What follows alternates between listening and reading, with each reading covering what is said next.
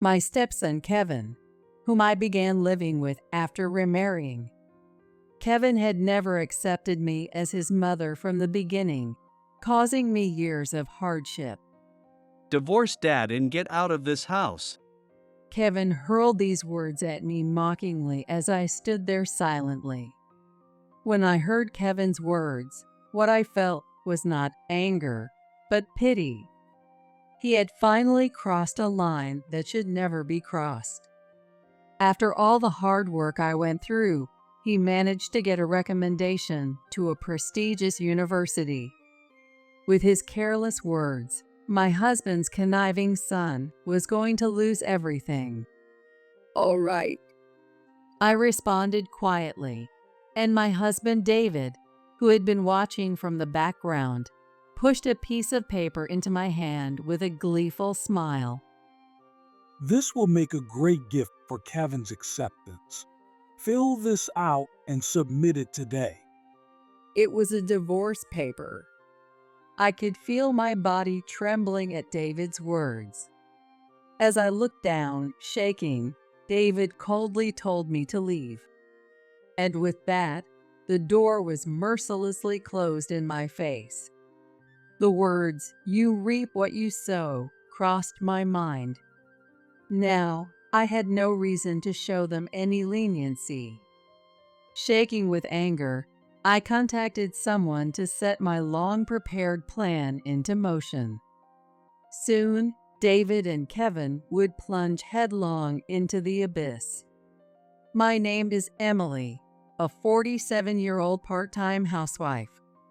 Currently, I live with my husband, David, and my son, Kevin. I have been troubled by David's and Kevin's attitudes for years. However, David and I are both remarried, and Kevin is not my biological child. Therefore, David and I have been living together for about 10 years.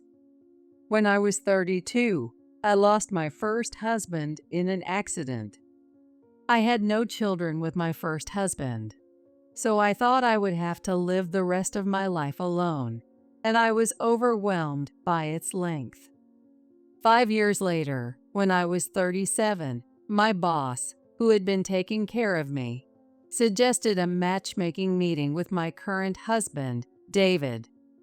At that time, I was throwing myself into work to overcome the grief of losing my first husband. To my boss, I must have seemed quite pitiful. "Just meet with him once. It's not a bad match for you." With that, my boss quickly set a date for the matchmaking meeting. I reluctantly agreed to my boss's somewhat forceful suggestion. I did so because my boss had been very helpful to me and my late husband, and we were close as a family. Even after my husband passed away, my boss was always there for me. Having lost my parents early and having no other relatives, my boss was like a father to me. Wanting to honor my boss, I decided to meet the man just once. On the day of the meeting, I went with my boss to the restaurant set up for the occasion. There, waiting for us, were David, his father Tom, and David's son Kevin. My boss and Tom introduced us to each other, and we began our meal in a friendly atmosphere. Since my boss and Tom were friends, they were chatting happily. "Yes, just as I heard, she is a wonderful woman," Tom said, nodding gently while looking at me. My boss chimed in enthusiastically. "Yeah, Emily is really diligent and trustworthy. She's a remarkable person who'd make anyone proud." As the two of them chatted animatedly, David, Kevin, and I quietly picked at our food. I glanced at David and Kevin and noticed they both looked a bit displeased. At that time, David had just gotten divorced, and his son Kevin was only 8. I assumed they were just nervous. Noticing my concern for David and Kevin, Tom spoke to me. Kevin still needs a mother at his age. If you are willing, would you consider marrying David? Tom's pained request weighed heavily on my mind. However, having no experience raising children, I was unsure if I could raise an 8-year-old. However, my boss reassured me, saying, "Your kindness will be enough." Before I knew it, David proposed to me. I thought it was a bit soon and consulted my boss, who was thrilled. Furthermore, with Tom being very enthusiastic about the match, it became hard for me to refuse. In the end, I reluctantly accepted David's proposal, and we got married. Thus, I found myself marrying David and starting a life with Kevin and Tom. However, married life turned out to be very different from what I had imagined. At the beginning of our marriage, I tried to be close to David and Kevin. I asked about their favorite foods, and no matter how busy I was, I always prepared homemade meals for them after work. But the only one who appreciated my efforts was Tom. David and Kevin remained distant, offering no comments about the meals I made. Moreover, neither David nor Kevin talked to me, and I was bewildered by the lack of conversation in our home. To make matters worse, when they saw my belongings being moved in, they complained. I don't want you to bring in any more stuff. You're making the place feel cramped. If you bring in more things, there won't be room for Mom's stuff. In contrast to David's calm words, Kevin would hurl insults at me in a fit of rage. I didn't know how to handle Kevin, so I ended up staying silent. Seeing that I didn't argue back, Kevin started making more and more demands. David never reprimanded Kevin for his increasingly rude comments. Instead, David teamed up with Kevin and made accusatory comments towards me. That's right. You have too many unnecessary things, especially this watch. Why do you even have a man's watch? Are you cheating or something? David said as he tried to take one of the few pieces of jewelry I owned. I couldn't help but scream. Please stop. Don't say such awful things. That watch is my father's only keepsake. With tears in my eyes, I pleaded weakly, and David clicked his tongue while Kevin stuck his tongue out at me. Hey, Dad, I know something. Those kinds of watches can sell for a good price online. I saw it in a video yesterday. David smirked unpleasantly at Kevin's words and began laughing loudly. Oh yeah, maybe I should sell it for some extra cash. David said with a vile grin, and he tried to take the watch from my hand. Stop it. What do you think you're doing? Just as David was about to snatch the watch, Tom returned from being out and saw what was happening. He shouted at David and Kevin. David and Kevin shrank back and started mumbling excuses. It's nothing. We were just teasing her a bit, trying to bond. Yeah, this old lady cries too easily. Kevin said cheekily, but Tom reprimanded him harshly. She's not old lady. Emily has become your mother. Tom firmly placed his hands on Kevin's shoulders, looked him in the eye, and spoke in a strong tone. Listen, Kevin, from now on, you will call Emily Mom. The stern words from his usually gentle grandfather must have really affected Kevin. After that, Kevin began calling me Mom. However, David and Kevin became even more distant and cold towards me. Thankfully, Tom kept a close watch, preventing them from making any more hurtful comments. On the surface, we appeared to be a family. But if you asked if there was love, that might have been difficult to say. David and Kevin were always cold towards me. But Tom was different. Tom did his best to mediate between David and me, trying to bridge the gap. And whenever the situation called for it, he would stand up for me. Emily, I'm sorry for always leaving the housework to you and for taking care of Kevin. No, it's all right. We are family after all. I would smile and answer gently to Tom's kind words. To be honest, my current life was full of hardships.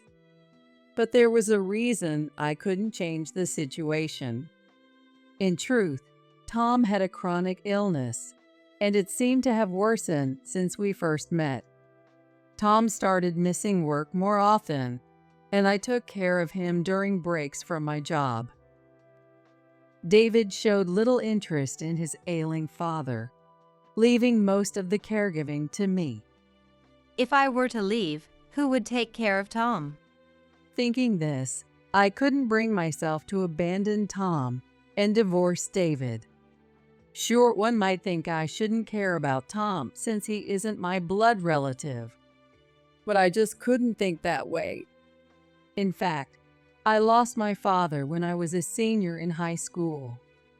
My mother had always been frail, and my father took care of her while working and raising me. When I was in high school, my mother, who had been bedridden, caught a cold and passed away. For the next 3 years until his death, my father worked tirelessly. In Tom, I saw a reflection of my father from those days. Back then, I was just a kid and couldn't do anything to help my father. I've lived with that regret ever since. So now, abandoning Tom was something I simply couldn't do. Perhaps Tom understood my feelings without me having to say anything. He treated me, who was devotedly caring for him, like his own daughter.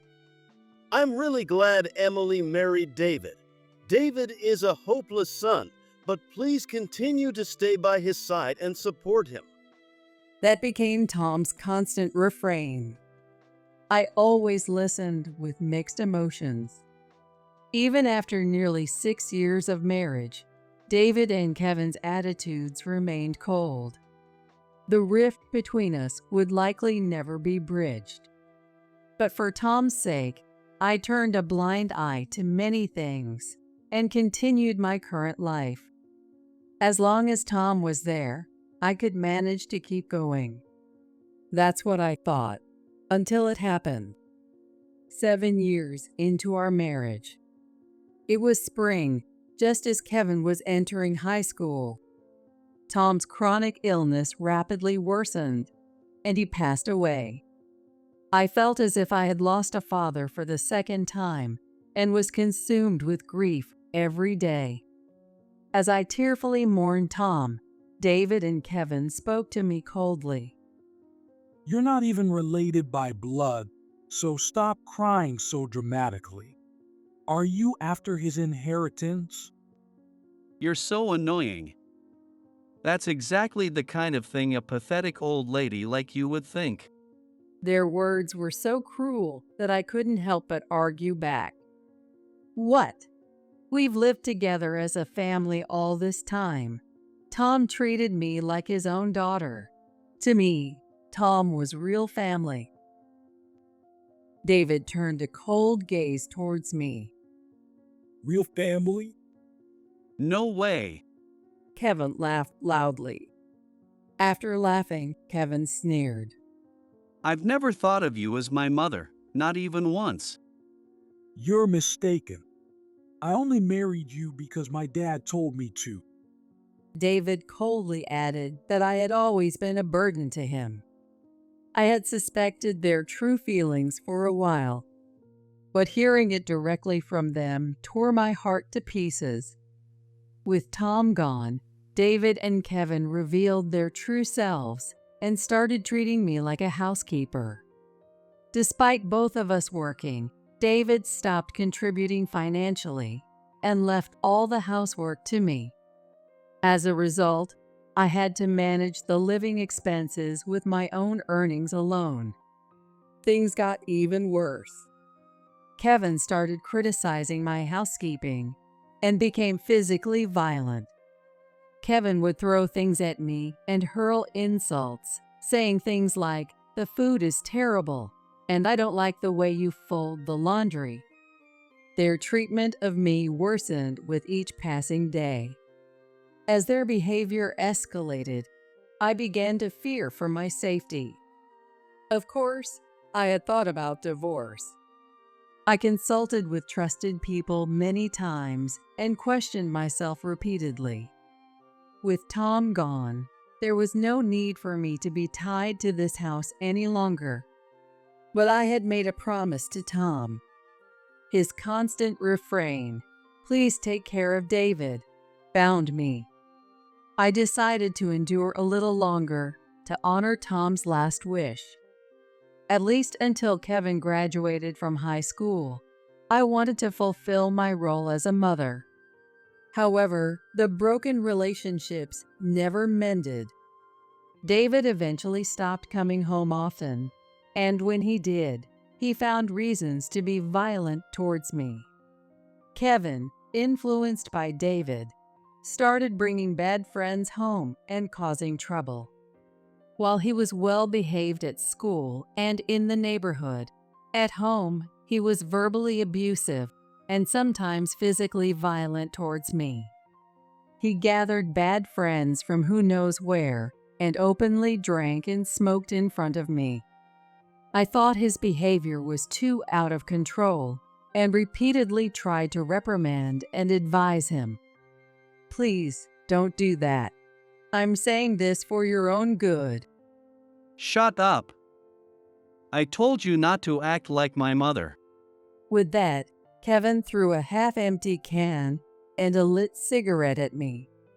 His friends laughed loudly at the scene. Kevin glared at me and shouted, "Get out of here." And that wasn't all. Not only did Kevin ignore my words, but he also started stealing money from the house out of my purse. I was at my wits' end with Kevin's misdeeds. At this rate, Kevin's future would be truly disastrous. I secretly started making various preparations and subtly consulted an expert about Kevin and David. However, no solution was found. As time passed, Kevin became a senior in high school. Despite my repeated warnings, Kevin continued to hang out with bad friends. Between his study sessions for college entrance exams, Kevin would repeatedly cause trouble under the pretext of taking a break, and I began to feel increasingly hopeless. Despite everything, Kevin was naturally intelligent and a good student, maintaining his reputation as an excellent student at school. With his charm, Kevin easily passed the school's internal selection process and was accepted into a prestigious university through a designated school recommendation. David was overjoyed and came home early to celebrate Kevin's acceptance, even though it was still daytime. That day, I took the day off work and prepared a celebratory meal from the morning, pouring my heart into it. I desperately wanted Kevin to eat my homemade food just this once. However, Kevin completely disregarded my feelings. When he saw my homemade meal, Kevin dismissively said to me, I've always wondered, do you really think we would be happy with your homemade food? Kevin said, and then he started taking each of my dishes from the dining table and slowly throwing them into the sink. David watched the scene with amusement, saying nothing. I stood there, frozen and unable to move. Kevin hurled these words at me mockingly as I stood there silently. We don't need a fake mother. Divorce Dad and get out of this house. When I heard Kevin's words, what I felt was not anger, but pity. Kevin, unaware that I had been avoiding trouble and shielding him, had finally crossed a line that should never have been crossed. Despite having just been accepted into a prestigious university, with his careless words, David's conniving son was going to lose everything. "All right, I understand," I responded quietly, and David, with a pleased expression, handed me a piece of paper. This will make a great gift for Kevin's acceptance. Fill this out and submit it today. David handed me a completed divorce paper. I could feel my body trembling. As I looked down, shaking, David spoke to me in a cold voice. Finally, I can get rid of you. Now I can remarry Julie, who my dad forced me to divorce. Julie was David's ex-wife, Kevin's real mother. David had been secretly seeing Julie the whole time we were married.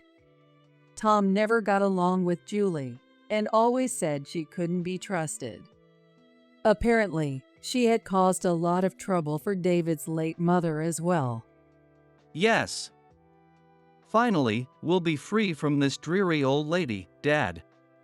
Yeah, unlike that housekeeper, Julie is beautiful and young.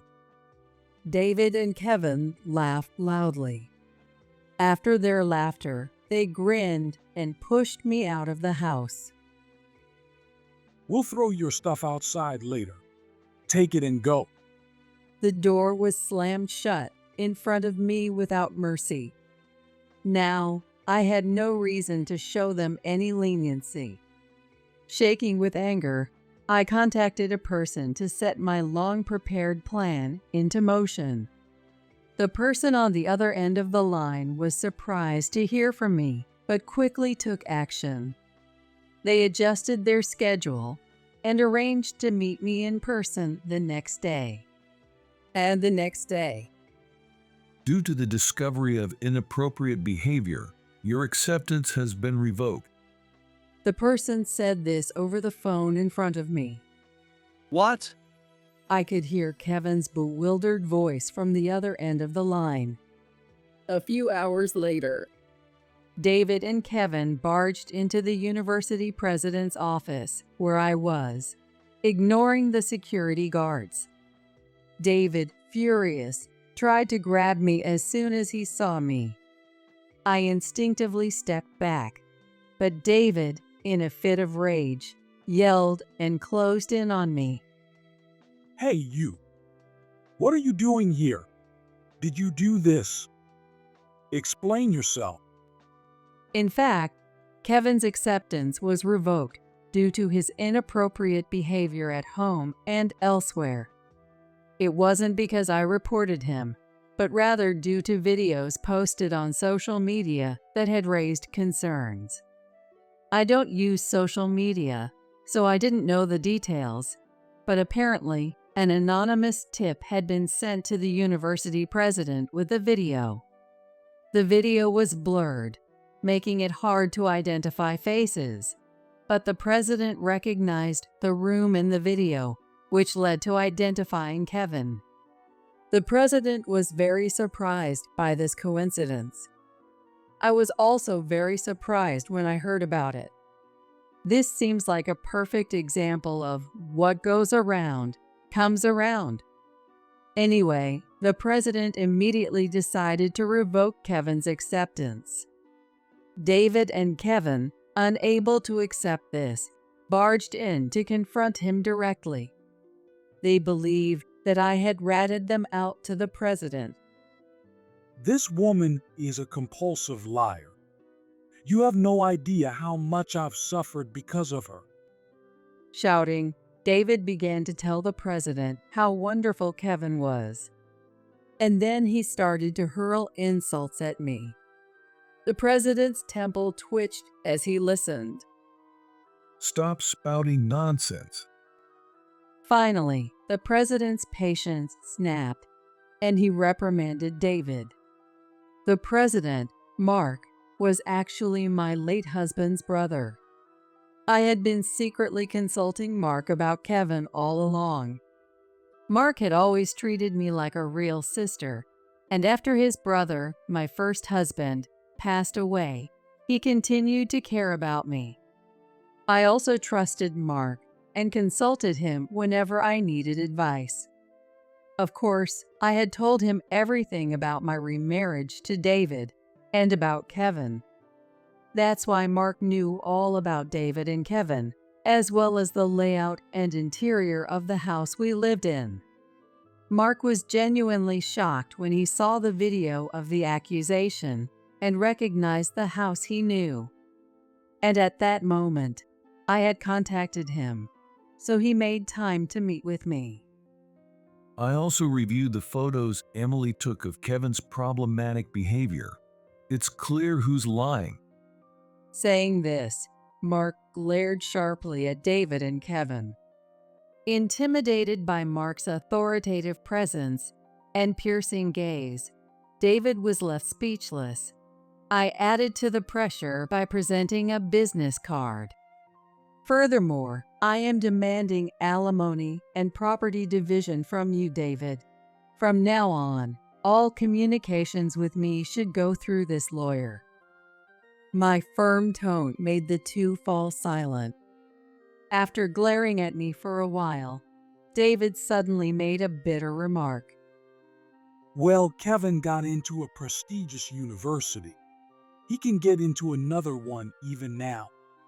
Kevin chimed in, echoing his father's sentiments. That's right. I wouldn't attend this university even if they begged me. With that, the two stormed out of the president's office. I let out a long breath I had been holding. Mark also exhaled deeply. As March came to an end, I received a call from Kevin. In fact, after that, Kevin was unable to get into the prestigious university he had hoped for. Because he thought he was guaranteed admission through the recommendation, he barely studied in the second half of his senior year. Naturally, his academic performance declined. Kevin, with his high pride, refused to attend any university that wasn't prestigious and decided to take a gap year. Furthermore, Julie, the woman David remarried, was beautiful, but also a spendthrift, an alcoholic, and in debt. Tom had forced David and Julie to divorce because of her debt and alcoholism. It seems David didn't know this, but Tom had told Julie to divorce in exchange for paying off her debts and giving her a settlement. After the divorce, Julie continued her spending habits, racking up more debt she couldn't repay. So she approached David and Kevin to remarry, seeing them as her financial saviors. Kevin tearfully complained to me about it. Mom yells at me, calling me a disappointment because I couldn't get into college. Sniffling, Kevin continued in a pleading voice. You're my real mom. Please help me and Dad. We've reached our limit. We're family, right? His sickeningly sweet voice sent shivers down my spine. What was he saying now? The nerve. Julie probably banked on Kevin's income after he graduated from a prestigious university. Kevin cried, saying that David had taken on a prohibited side job to pay off Julie's debts and had been fired from his major corporation. I'm sorry, but we're not family anymore. You were the ones who wanted it that way. Don't ever call me again. I rejected Kevin and coldly hung up the phone. 5 years passed.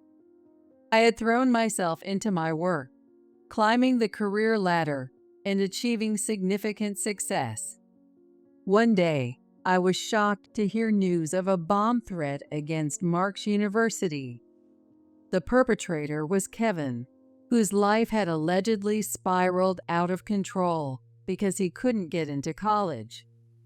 I learned this from Mark later. What a terrible grudge. Mark sighed wearily. I couldn't find any words to respond.